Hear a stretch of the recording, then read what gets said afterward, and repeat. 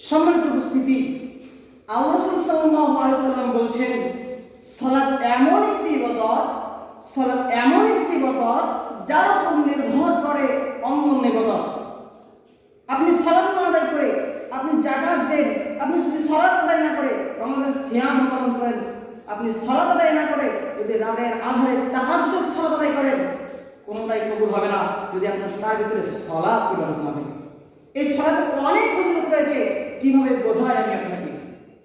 দেখেন, একদিন আল্লাহ রাসূল সাল্লাল্লাহু আলাইহি ওয়াসাল্লাম সাহাবীদেরকে ডেকে বলছে, ও আমার সাহাবীরা, তোমাদের বাড়ির সামনে যদি একটি নদী বা একটি পুকুর থাকে, ওই নদী বা ওই পুকুরে যদি তোমরা দৈনিক 5 বার করে গোসল করো, তাহলে তোমাদের গায়ে কোনো ময়লা থাকবে?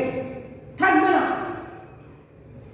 আল্লাহ রাসূল সাল্লাল্লাহু আলাইহি ওয়াসাল্লাম বললেন, ঠিক সালাতের তেমন উদাহরণ, যে ব্যক্তি 5 ওয়াক্ত সালাত জামাতে সুন্দরভাবে আদায় করবে, আল্লাহ সুবহানাহু ওয়া তাআলা তার এই 5 ওয়াক্ত সালাতের মাধ্যমে সকল গুনাহগুলো ক্ষমা করে দেবে। সুবহানাল্লাহ। তাহলে চিন্তা করতে পারুন সালাত কেমন ইবাদত, কিভাবে বোঝায় আমি আপনাকে।